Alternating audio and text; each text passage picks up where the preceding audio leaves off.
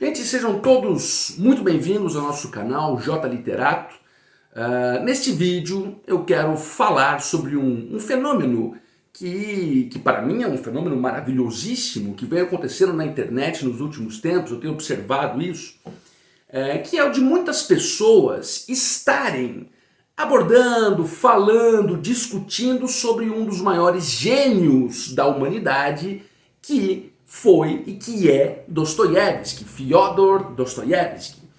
Vejam, alguém pode até dizer, olha, mas estão falando muito de Dostoiévski para poder se sentirem superiores ou para passar um ar de intelectualidade. Às vezes o cara nem nunca leu nada de Dostoiévski, só que fala de Dostoiévski para passar este ar de intelectualidade, de erudição e tal. Ora, gente, ainda que seja por este motivo, que não é um motivo nobre, é claro, mas ainda que seja por esse motivo, que bom que seja Dostoiévski, né, a pessoa escolhida.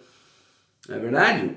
O duro é você ver gente falando de Pablo Marçal para passar de intelectualidade. Aí não dá, não é verdade? Claro que o ideal é que todos realmente adentrem-se à obra do Dostoiévski, que é, repito, o maior gênio, um dos maiores gênios da humanidade. Quando uma pessoa começa a se interessar pela obra do Dostoiévski, quando ela começa a ter essa curiosidade de se aventurar por esta altíssima literatura, que é a literatura do Dostoiévski, algumas dúvidas, algumas questões podem surgir.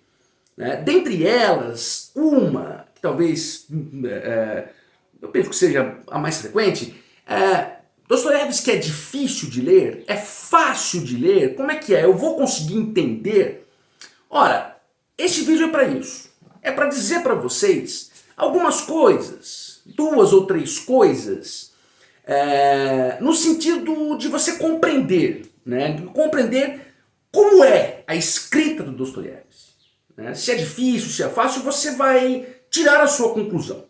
O que eu vou fazer é passar a vocês algumas informações importantes, né, para que você não entre no mundo do Dostoiévski totalmente alheio a tais informações.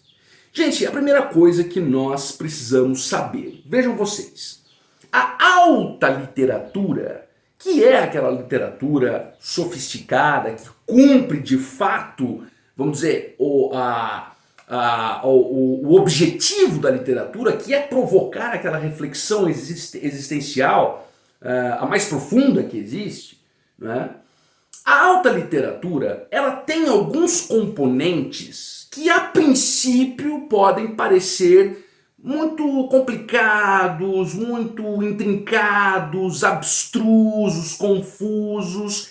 Isso porque, gente, nós temos um conceito literário, este conceito que vem lá do formalismo russo, que é o chamado, a chamada desautomatização da linguagem. Eu quero que vocês entendam isso é muito importante. O que é desautomatizar a linguagem? Desautomatizar a linguagem é você singularizá-la do ponto de vista do leitor.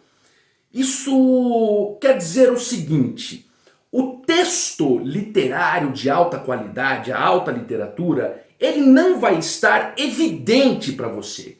Não é uma mera informação, sabe? Não é eu dizer o seguinte, olha, esta caneta é laranja, ponto. Uma coisa que não comporta nenhum outro tipo de leitura, não comporta nenhum outro tipo de hermenêutica, não. A informação está dada, mastigada e pronto. Isto não faz parte da alta literatura, não pode fazer. Por quê? Se o texto é conspícuo, evidente, ele não comporta mais, como eu disse, reflexões acerca de seu sentido ou de seus sentidos. Não é verdade? O leitor ele deve exercer a sua capacidade de reflexão quando ele está lendo uma obra, né? E aquilo que ele lê pode ser caleidoscópico, pode lhe mostrar uma série de coisas, né, que ele, o leitor, tomará para si aquilo que mais se coaduna com a sua cosmovisão. Portanto, o texto da alta literatura, ele não pode ser um texto mastigado, ele não pode ser um texto fácil, um texto meramente informativo. Isto não compõe a alta literatura. Dessa forma, pode, em um primeiro momento, quando você se depara com um clássico, com Dostoiévski aqui no nosso caso, pode dar uma impressão de coisa confusa, de, sabe, um pouco difícil, um pouco denso demais, mas é isso mesmo. E é uma coisa que você, entre aspas, vence. Claro, você vai começar, porque você vai começar a exercer a sua reflexão. É para isso que serve a literatura. Tá? Então um texto literário de alto gabarito, ele nunca vai ser uma coisinha mastigadinha. Há textos mais fáceis e textos menos fáceis dentro da alta literatura. É claro que há esta gradação. Mas todos eles vão trazer para vocês, leitores, essa necessidade do raciocínio, da reflexão, para tomar para si as conclusões existenciais que melhor lhes aprouverem. E Dostoiévski não é diferente. Então a primeira coisa que você precisa entender é isso. Não vai ser um texto mastigado, com uma coerência superficial, uma coerência facinha, uma coerência que você... Não. Você vai ler, você vai ter que ter um pouco mais de atenção, você vai ter que ter um pouco mais de concentração, e sempre sendo cônscio de que será e de que valerá totalmente a pena o seu esforço, porque é um texto de uma riqueza fabulosa. Um segundo ponto que você precisa entender antes de ler Dostoiévski. O Dostoiévski, especificamente o Dostoiévski, ele tem uma escrita muito idiosincrática, muito particular, muito própria, tá? Talvez a gente pode dizer até que ele tem uma gramática quase que própria, sabe? Claro que é brincadeira, mas é porque ele é muito singular na forma que escreve. O Dostoiévski, ele põe no papel, certo, as expressões dos pensamentos mesmos, né, que comportam os seus personagens.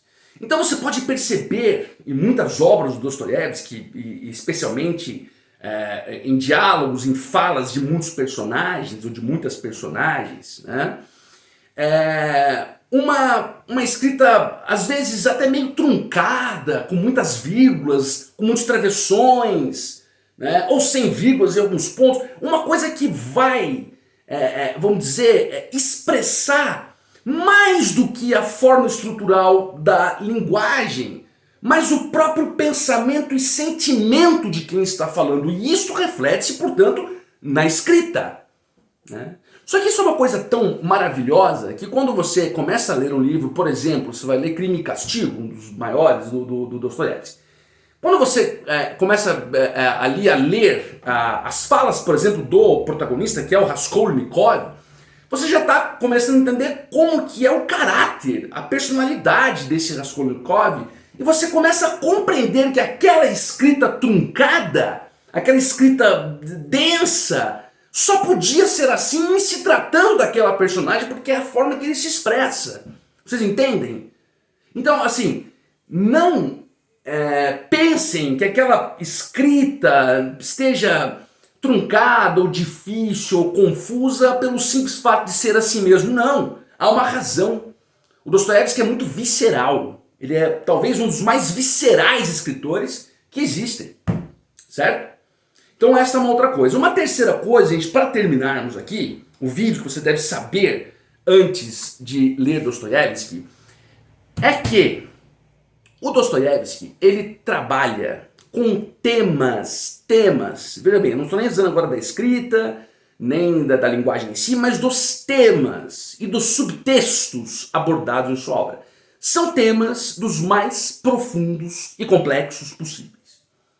Então, as obras do Dostoiévski estão recheadas de ponderações sobre fé, sobre razão, sobre culpa, sobre sentimentos da alma humana, coisas profundíssimas. E que, claro, vão ser refletidas na linguagem. Então veja bem, pode ser até bem claro às vezes o que ele está dizendo no aspecto estrutural do texto.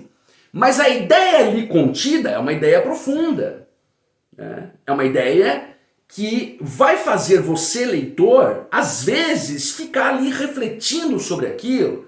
Por exemplo, essa questão da contraposição entre fé e razão, isso nos Irmãos Karamazov é muito evidente, né? Você tem a figura do Alyosha, que é aquele clérigo, aquele monge, aquela pureza. Você tem a figura do seu irmão, que é o Ivan, que é aquele quase que um niilista, não aquele niilista lá dos demônios, né? Mas um niilista, digamos, em relação à fé, e vive um combate interno entre crer e não crer, sabe? Então, vocês vão perceber que o negócio é muito denso mesmo. Né? Então, temas profundos, preparem-se para isso. E vejam bem, não tomem este vídeo como algo desmotivador, porque é pelo contrário. Esse vídeo é muito motivador. Pensem vocês na riqueza que vocês vão absorver em, digamos, arrostar, enfrentar no bom sentido esse tipo de literatura. Né? Gente, esse é o vídeo. Eu espero que vocês tenham gostado. Eu peço a vocês todos que se inscrevam no canal, curtam o vídeo, comentem para que o vídeo engaje-se, né? Para que tenha alcance a mais pessoas. Ativem a sinetinha, o sininho das notificações para que vocês sejam avisados, né? Quando eu publicar vídeos aqui. Muito obrigado e até a próxima.